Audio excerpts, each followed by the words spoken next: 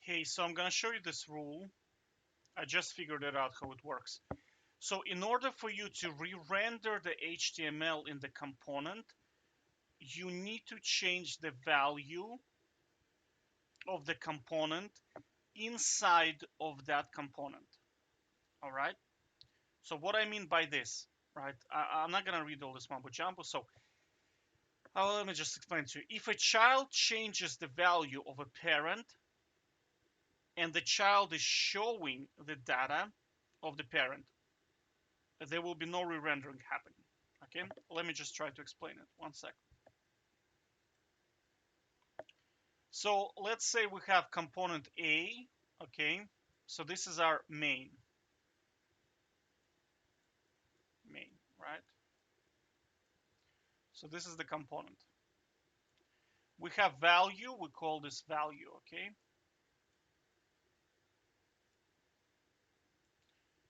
and let us make it 1. Now we have our child. All right.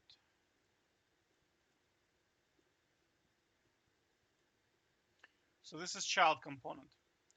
So in HTML, let me just real quick do this. HTML. All right. So in HTML child, we are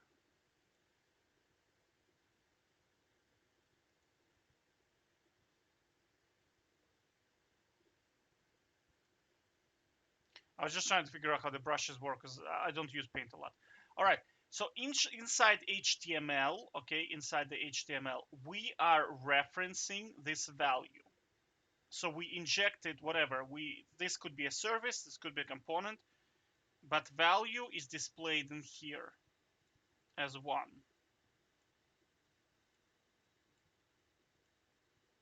Okay? So it sits here. Now, if you write your code in such a way where you are changing this value to 2 inside of this component, if you console log value right in here, the value will change, but there will be no rendering. All right, it's just not gonna happen. I don't know why that doesn't happen, but that's a bit of a problem, right? So what you need to do, so basically for this here to re-render and become 2, you need to create a function in here, okay, function that will manipulate the value from here. Basically, the value change of this must happen in the same component, right? And then you run the function in the child. So you take this function and you run it in here. Now so even though the child is referencing the main, because you are changing the value, re-rendering is going to happen everywhere. I don't know why that is. I don't like at the moment you have to understand I'm only 2 weeks into Angular, so I cannot really speculate and tell you why exactly that happens, right? But here is the thing, bottom line, what you need to remember is if you change, right? If you change this value from here, no re-rendering. If you create a function that will change a value in the same component where the value is created and run the function in child, it will re-render. So let me show you. So the first example is we are, you see, so this is a child component called checkout. Checkout, right? And we have a global component where the shopping cart lives, right? So we are going to add some items into the shopping cart. When we click checkout, the value of the shopping cart is going to be changed to empty array. So we are attempting to change this value from our child. And you will see that this here will not render, will not render. Okay, so let me show you. So here's our shopping cart. Let's buy some items. Let's just get 2 of those. Okay, so you see that we have 2 items, right? So now we're gonna check. Now we're gonna buy them, right? Boom, we bought them. You see the this. So you see it displays the empty array, which means that this value here, is now an empty array. Even though it had 2 items in it, it's now an empty array. But because we changed the value from the child, there was no re-rendering in the child. Nothing happened. Like there is just no re-rendering. So you see, even though we had some items in it, the child is still displaying the old array. Okay, so that's the problem. Now you can still fix this. You can still fix this, right? One way of doing that is simply to put in a code where look, I think it's location reload, and it will do this for you. All right, because when you refresh the browser, right, it forces re-rendering of the component.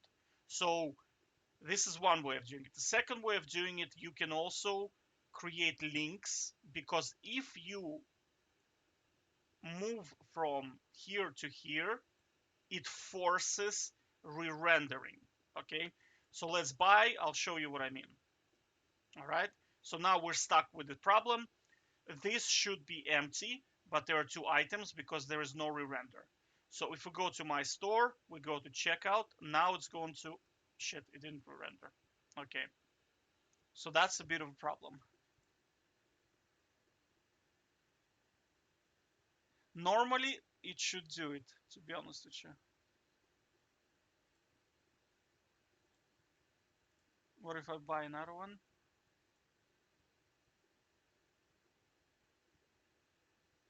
So you see, now it's showing 3 items. Okay, so basically you do not want to change value in the from the child, right? The way to overcome this is you want to remove this like this, right? And again, like I said, you create a function inside your parent that will change the value of this into empty array, and then you run the function inside of your child. Okay, so you see, now we are running the function clear cart inside of our child, and this is going to solve the problem. Honestly, again, I cannot tell you why that is. It's so weird to me. I don't understand why that is. So we do buy, okay. So now we have 2 items, okay? 2 items, right? So now we're gonna purchase, and you will see, boom, it's cleared, right? So now let's see what happens if we do this. There should be 1 item, right? Yeah, you see? So we purchase, and then it goes boom. Again, it's empty, right? So what is that being displayed, I wonder? Hmm. Anyway, doesn't matter. Ugh.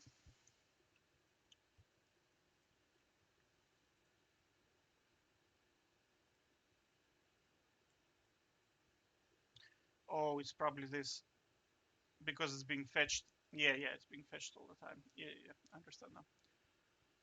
Okie dokes. So you see the problem, right? Again, I'll tell you. I'll tell you again the problem, right? If you try to change this value from the child, there is no re-rendering. But if you create a function and change the value using the function and then run the function inside the child, it works. Again, don't ask me why that is. I just have it as a rule now because that's the way it works. Bottom line, just remember one sentence. Remember one sentence. The value manipulation of a state, you can think about it as a state, right, must happen in the same component where the state was originated. All right.